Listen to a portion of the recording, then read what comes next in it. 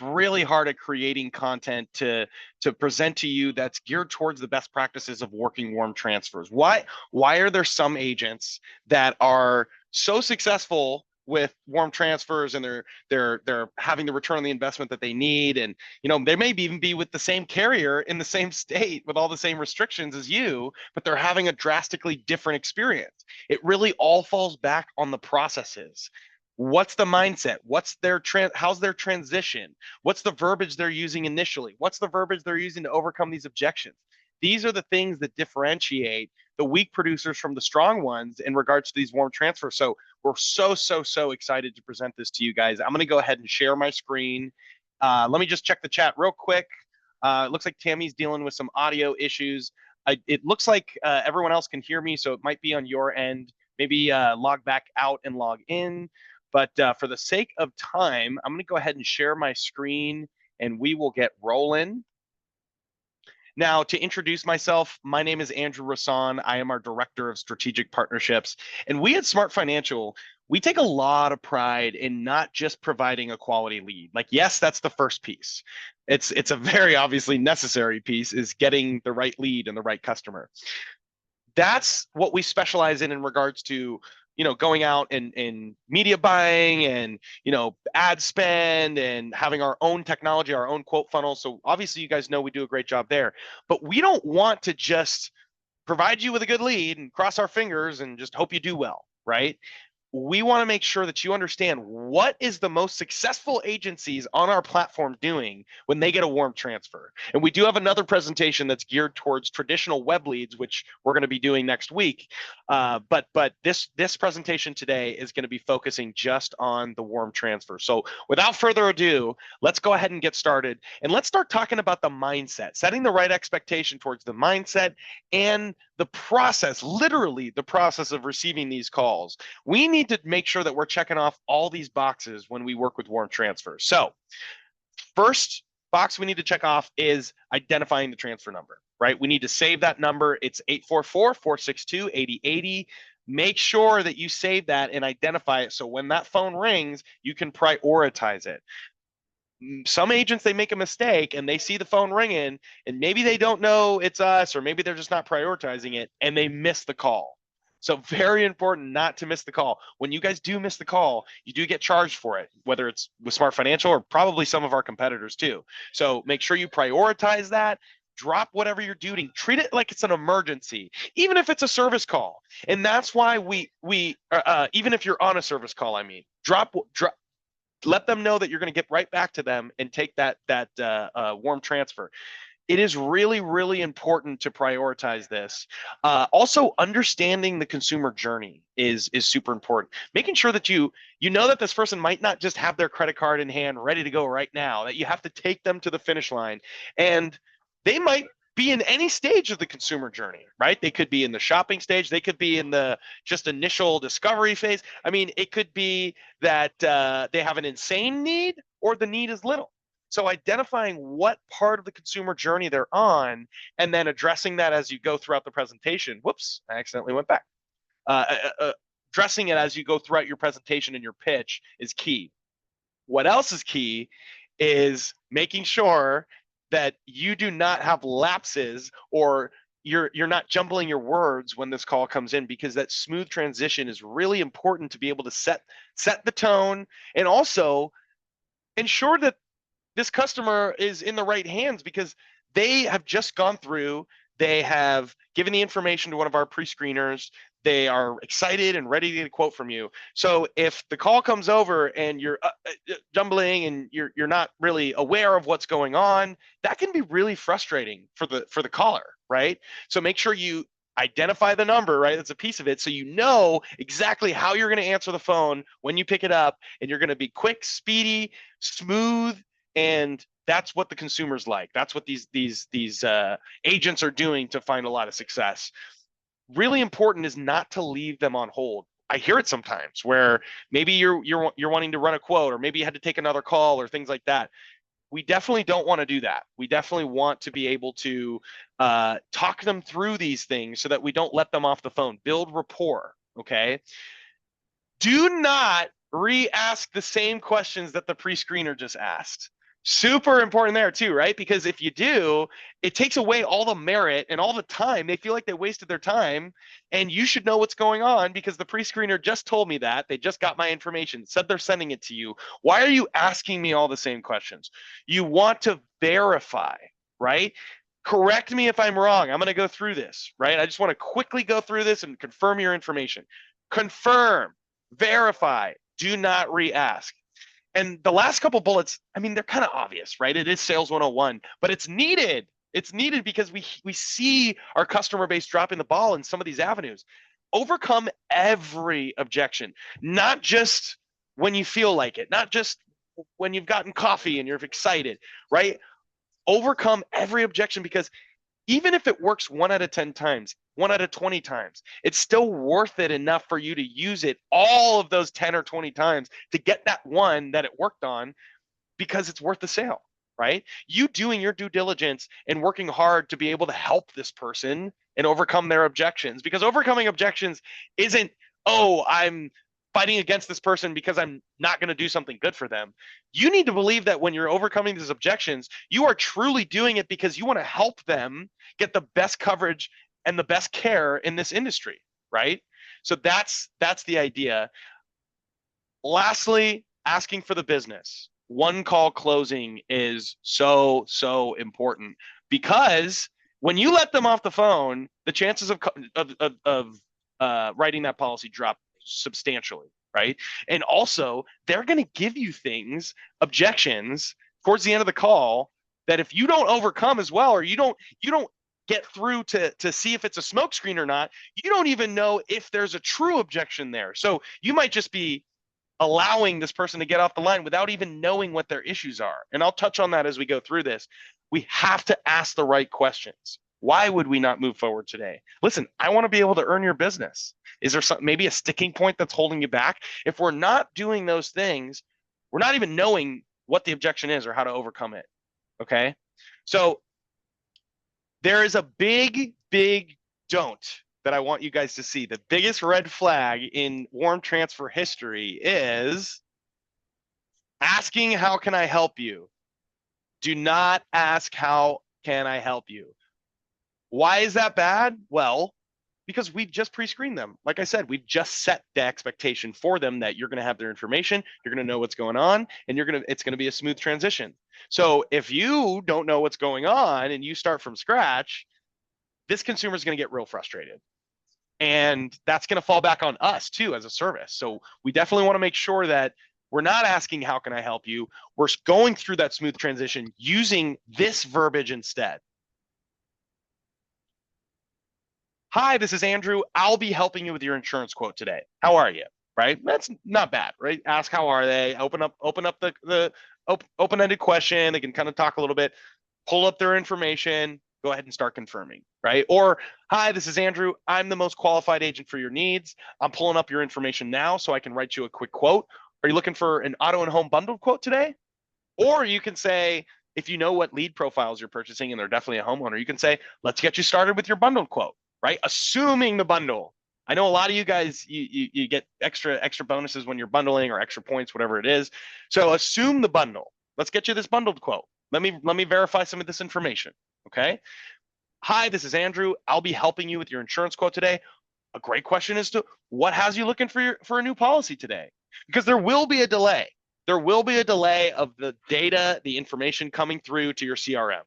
So if you're waiting for that, ask open-ended questions like, what has you looking for a new policy? Okay. So that is a great way to intro. Now they might come up with things like, I'm going to be brief. I'm in a hurry. Get me my quote. Okay, of course. You know what? Thank you for your patience and bearing with this process. I'm going to quickly verify the information you provided and get you this quote ASAP. Stop me if anything's incorrect. Okay. And then you're smoothly going through the information and verifying it. It is a really great point to add in the thank you for your patience bearing with this process. It's not easy. And guess what? Consumers, they don't really like it. Let's just be honest here. They don't like getting passed around, this and that. I mean, no one does. So being that person to be like, now you're in the right home. You bared with the process. You've gone through all the hoops. Now you're finally where you need to be. And addressing that, sometimes it makes them feel comfortable. It adds to that credibility and rapport that you're building. Maybe they say, I didn't want to talk to your carrier. I wanted X, right? Even though during the pre-screening, we're telling them who they're going to, obviously, it's consumer behavior. Sometimes they're going to do stuff like this. That doesn't mean we should just get off the phone with them. We still need to do everything that we can to get non-committal quotes out. The name of the game is let's get as many quotes out as we can, because obviously quotes are going to lead to sales. It's a numbers game, right? So didn't want to talk to my carrier? No problem. I know my competition well, and I'm going to be able to offer you the most competitive rates and coverage. Just give me a couple minutes and let's see if we can save you some money. Let me just confirm this information real quick in front of me. Are you blah, blah, blah, blah, blah, blah, blah, blah, blah, right? Move forward. Don't take no for an answer. Push through. Acknowledge, and then go through, right? That's the idea. Now, objection handling is very, very important because of the fact that every single person, when you're selling, they're going to come up with objections. Very rarely is it, I need the policy, here's my credit card. So if you're not prepared and understanding that it's going to happen, your producers are going to get discouraged. You or your producers are going to get discouraged when you get people coming up with objections.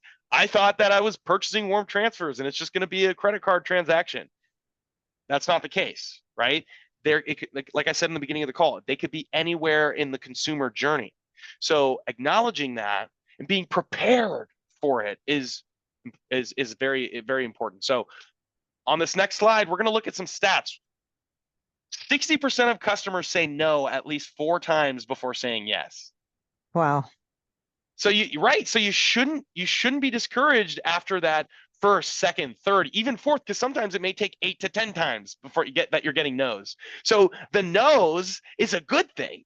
Oh, yes, I'm getting a no. That means I'm getting closer to that yes on the call, right? These are real stats that we pulled, and that's specifically for the insurance space. Now, a case study examined 225,000 sales calls, and rebuttals were successful 30% of the time they were used. Some of you might be saying that's not a great conversion. Get that thought out of your head. You're not going to convert. Your rebuttals aren't going to work all the time. They might work 10% of the time. And 1 out of 10 times that you're using these rebuttals and you're trying and you're putting in the effort, it works. Isn't that enough to be able to use it every single time and be consistent with it? That's the difference between the weaker producers and the stronger producers. Consistency, right? They're bringing the energy. They're bringing that conviction. They believe in what they're doing, and they're unwavered by it. And you tell me that my price is too high, I know exactly what I'm going to say. And I actually disagree with you, although let's start out by agreeing, because that's always the best thing to do with objections, right? Price is too high. I get it. We've all been financially struggling. It's been inflation. So I understand where you're coming from. But, right, you always want to politely and professionally disagree, because that's what objection handling is, right? Unfortunately, objection handling is disagreeing with the customer. But you don't want to make it apparent that you're disagreeing with them. That's why the top performing salespeople ask a question. Instead of making a comment saying, no, you're wrong, this is the reality of it, this is what we need to do, they're asking a question. You know, if I was to tell you XYZ, wouldn't it make sense for you to want this, right? Asking the question helps them, oh, I guess you're right, rather than you telling me I'm wrong and then me having to believe that you're telling me something right? So really important, ask questions as your rebuttals. Handle the no. The no's are going to come, and expect it not to work more than 30% of the time. And be extremely satisfied. If you get 30% of your rebuttals are working to overcome the objections, you are winning, and you should be training people, and you should be really happy with your results. So that's the mindset idea that goes into this, right? Now let's get to the verbiage. I'm busy right now. I'm busy right now is going to happen, okay? Good thing I'm busy right now isn't never call me again. So it might be that they didn't really have much time, and yeah, maybe the pre-screener was like, okay, you're interested, why don't you just chat with this agent real quick, and maybe you guys can schedule something, but I really want to get you in touch with this agent that can help you, right? Okay, got it. Maybe it comes through to you and they're like, yeah, I'm interested, but I'm busy right now. Okay. Again, this training is to get you to close these deals now, regardless of what they're thrown at you. All of this verbiage is to get you to close the deal now. So I'm busy right now. No problem. I'm definitely not going to get you off the phone. Here's what I'm going to do though. I completely understand. I'll call you back later tomorrow in an hour, whatever would work. Or we could just spend a minute or two seeing if that next call is even necessary. Because if not, I don't ever want to bother you again. Sound fair? Many times they're going to give you that minute or two because maybe they do want to tell you to F off, or you know what I mean? So that's your way of planting the seed. And then you know what? That minute or two may turn into 30 minutes, 40 minutes, and you end up binding the policy because they just didn't see the value in what you were doing yet because they didn't give you the time. And that brings us to our second rebuttal, which is I'm with you. Let's face it, we're all too busy until we hear about something that can really benefit us. Let me just tell you real quick in a nutshell how this can help you. If you'd like to know more, we'll schedule a time later. Sound fair? You want to give them a scenario that's hard to say no to. It's hard to say no to. Let me just tell you real quick. I, if I can definitely call you back, like no problem, but I don't want to have to call you back if this doesn't make any sense for you. So just give me that minute or two. If it makes sense, you know what? That next call is going to be a much more solid appointment. If it doesn't, we'll part ways and you'll never have to hear from me again. Right? It works really, really well. So don't take I'm busy right now and say I'll call you later. Bye, because you're missing out because it's likely that busy doesn't mean the busy that you think. Busy might just mean I don't want to talk to you right now. Why would they want to talk to you if you haven't planted that seed yet? I get it. I understand. What do you have to be interested in? Nothing yet. I haven't even opened up my mouth and I'm the specialist here. So why would you be interested? Give me 1 or 2 minutes and I know that you're going to have to be interested because I'm helping so much of your community in your area getting the policies that are helping them, right? That's the idea. Your quote is too high. This is my favorite one because everybody on this call doesn't have the cheapest insurance. Everybody on this call does not have the cheapest insurance, or else you wouldn't buy leads. If you had the cheapest insurance, you'd be an open door and people would just be wanting to go with you, right? So everybody deals with this on this call. Always the first step is to compare it. You know where I'm headed with this, right? Oh, well, let's take a look at the competing quote, right? Consumer's going to say, I'm getting something cheaper through Progressive. The agent's going to say, I want to take a look at it so we can see where the differences in the coverage lie. There we go. I see. It looks like we're missing X on this quote, right? X coverage, whatever it is. Isn't that important to you? What are they going to say? And this example is geared towards a preferred auto carrier. In this case, it's Allstate, but it can be applied to other lines of insurance. But this scenario specifically is about auto. So, you know what? Is this important to you? This coverage? They're going to say no. You know what? No. I'm just looking for the cheapest price. I rarely get in accidents or feel like I need insurance. How many times have we heard this as auto producers? All the time. So what we need to address in that area is price sensitivity. We need to make sure that they know that, okay, if you're looking for the cheapest price, at the end of the day, that means that you want to save money. So check out this next subject line, which is, okay, so it sounds like price is the most important thing to you. I don't blame you. Remember how our agreement is always really great. It's been tough financially for everyone. But let me ask you, when you save money, this is the most important question. When you save money, would you prefer to save money in the long term or the short term? Who's going to say, I just want to save money in the short term and that's it? Hopefully nobody. But some people might. Maybe it doesn't work on them. Most people should say, I want to save money in the long term. I don't plan to die tomorrow. Right? So, got it. Well, you know what? Same here. Actually, my customers end up saving more money in the long run with my preferred carrier coverage rather than the lower coverage option you've received. They actually save more money with a company like Allstate or State Farm or something like that in the long run. Let me explain why. It's a hard thing to conceptualize, right? Why would that be? I'm paying more for the insurance on a month-over-month basis. How would I save money in the long term? I don't get that. Let me explain. A lower coverage option may save you money in the short term. I get it. You may not need to utilize that insurance policy for the first 6 months or so, and maybe you were able to save incrementally month over month. Great. But what happens when you need the insurance? I know you mentioned you rarely have any issues on the road. And believe me, many of my customers say that and then end up being grateful that they had the coverage. Unfortunately, we're not immune to disasters happening. I mean, for example, just this week, how many accidents did you see on the road or people pulled over with issues just on your way to work or on their way home? Everybody does. Everybody sees that. They're going to say, I've seen a few. But what are they actually saying? They're like, yeah, I see it on the road all the time, but it's never going to be me. What kind of thought process is that, right? What makes you think that you are not in the same boat as everybody else on the road that, runs into issues? But we don't want to, obviously, we don't want to go into that. We want to keep following this talk path and be professional, polite, right? So I've seen a few. Right. Well, without my coverage, you end up paying out of pocket when something happens. Like I said, it may not happen within 6 months or even a year of the policy, but when something does happen, because trust me, it always does, you end up having to pay more than you may be able to afford. This is exactly why my customers are so happy paying just a little bit more month over month for my coverage. So let's get you the right policy so you can have that peace of mind. That's the idea, is if you can't afford this insurance, just the monthly coverages, how would you be able to afford when something actually happens and you don't have the coverage?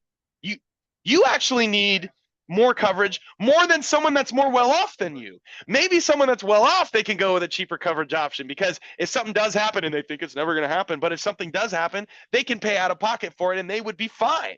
But in your case, you can't afford that. You actually need the more coverage option, because I'm going to save you money in the long term with all the issues that happen. God forbid they do, but we're in a real world here, right? It may not work every time. Again, 30% of the time, which is a great stat, right? If these rebuttals work 30% of the time, you're winning. If they work 10% of the time, you're winning. If they work 5% of the time, you're winning. If you're presented with these objections 20 times and you used it every time and you close one, is that a win or a loss? That's a win, because guess what? If you didn't use it that one time out of 20, you wouldn't have gotten any sales. Right? That if you didn't use it all 20 times and get that one policy, you wouldn't get any sales. So that's the big kicker, is consistency. Use it every time. Let me think about it. Let me think about it is the most annoying thing in the world. It's Rodney Jackson. Let me think about it is one of the most annoying things in the world, because it's not a real objection. It's a smokescreen. And if maybe not as aggressive or a strong producer, they're going to let that go. They're going to say, sure, let's think about it. I'll call you next week. And guess what? The odds of you closing that policy drop substantially. So what's the first step? We need to figure out what exactly is the sticking point, because it's not that they need to think. They need to think about something. So what is the something? When you say, let me think about it, what exactly do you mean? Is there a specific sticking point that's holding you back from taking advantage of this package? Then get them to come out with something. They're going to give you a real objection at that point that you may be trained on how to overcome now, right? Now we isolate it. Is there anything else? Is this the only thing that would be holding you back? What if I fix this? It sounds like we'd be able to earn your business today. Perfect. Let me go ahead and fix it, right? So you're isolating the objection. You're going ahead and fixing the problem, and you've got their commitment that if you fix the problem, you go ahead and get their business. So use this stuff. It really, really works. Maybe they want to shop around. They want to get some additional quotes from other agencies. That's kind of similar to let me think about it, but it's more direct. Like, I want to go shop around. I want to see if there's anything else out there that can suit my needs better. If that's the case, we did not check off all their boxes, and we need to express that to them. Hey, listen, Mr. Consumer, at this point, usually my customers are able to say a yay or a nay. We've given them all the information. Maybe I didn't meet all your needs. Maybe I didn't check off all your boxes. Is there something that this quote in my service isn't meeting? Is there something else that I haven't met, right? Then they can let you know. Maybe it is something. Or maybe they just want a better price. Maybe they want to go look around and get better service. Now you know how to overcome the I want a better price, or I think I can get a better rate. You know how to overcome that. That's the idea, is we need to pull out what the real objection is. And it's obvious that if they want to keep shopping, that we didn't meet their needs. Why didn't we meet their needs? It's a basic psychology, right? And if we just let them go and get additional quotes from other agencies, we lose. We lose again. Every time we let them off the phone, we lose. This is the art of one call closing. Maybe they want an email. That happens all the time, right? I want an email. Well, absolutely. Remember, the first thing we're always doing is acknowledgement and affirmation. Absolutely. I would be happy to do that. I'll go ahead and send out this email now. And since we've already identified that you need X coverage, let's go ahead and start the insuring process. In regards to payment, are we going to be using a credit card or a checking account? Because just because they want the email, they didn't say, I don't want to move forward. They didn't say, call me back.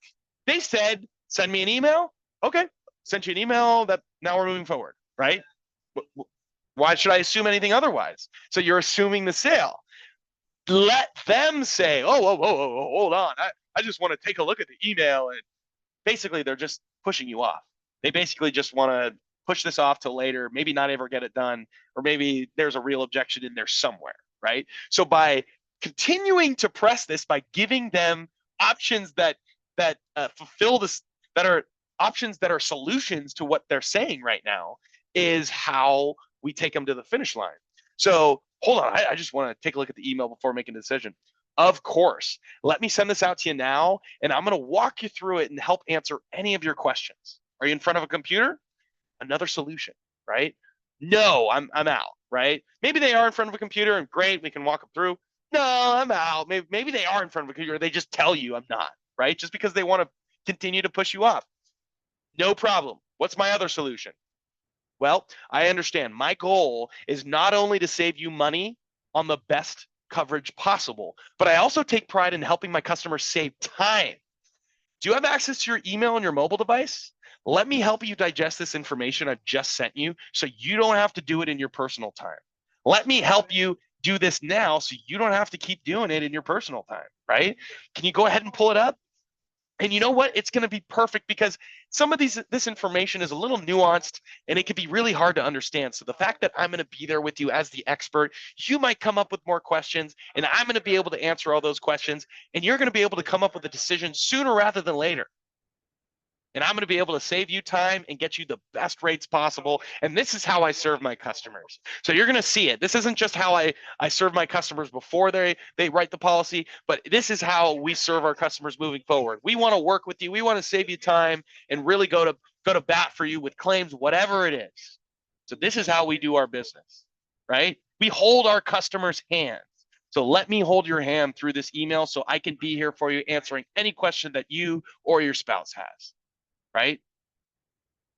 We want to take away all their excuses by giving them options and solutions that meet their needs, right? All right, guys, we are up on the 30-minute mark.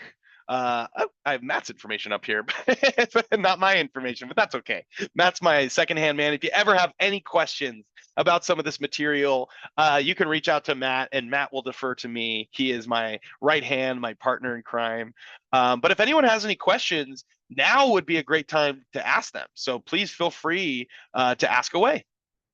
Unmute, chat in. Let's see, I think there is a chat in here. Hector Blanco asks, can you tell us what questions the call center asks the lead before transferring the call to us? Every different line of insurance does have a different set of questions. Your account manager does have access to those pre-screening questions. So I would defer, Hector, to your account manager to be able to receive that based on what lines of insurance you're writing, okay? I sure can put back the contact information. You know what? I'm going to do you one better. I'm going to put my information here in the chat. Okay. I'm going to put my email, put my phone number, first and last name, and you guys can save this as a resource. Is there a recommended process cadence if you can't close on the first call? Great question. You know what? I'd like you, Joe, to attend next week's smart practice, which is going to highlight call cadences for outbounding to leads that maybe you haven't gotten in touch with yet, maybe our follow-ups. So I would love to be able to have you attend that. Just to summarize, what we do is the 3-3-3-3 method. First day of getting the lead, you're calling it 3 times. For the next 3 days, you're calling it twice a day. For the next 3 weeks, it's once a day. And then for the next 3 months, it's once every 3 days. So we do have a cadence that's tried and true in regards to working with web leads. We don't have a cadence for follow-up calls, right? That you've made contact, you've pitched them. Now here's how you follow up. We don't have a structure for that, although the web lead cadence does work very well regardless of whether you've made contact initially or it's a follow-up. It is a really great cadence to follow. So it's the 3-3-3-3 method. Please attend. It's going to be Thursday the 27th at the same time here, 12 Pacific time. John, I will make this recording accessible, so I'm going to go ahead and provide this to the whole account management department, so you can defer, John, to your account manager who will have access to this recording, okay? Any other questions or comments? Maybe you have your own best practices or tips, pro tips on what you've been doing to take calls and close calls at the highest rate.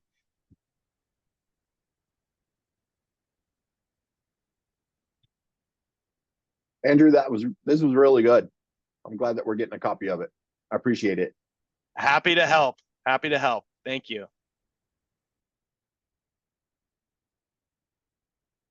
Well, it seems like our questions are done. I appreciate all the great feedback, guys. Thank you so much. We're going to do this weekly.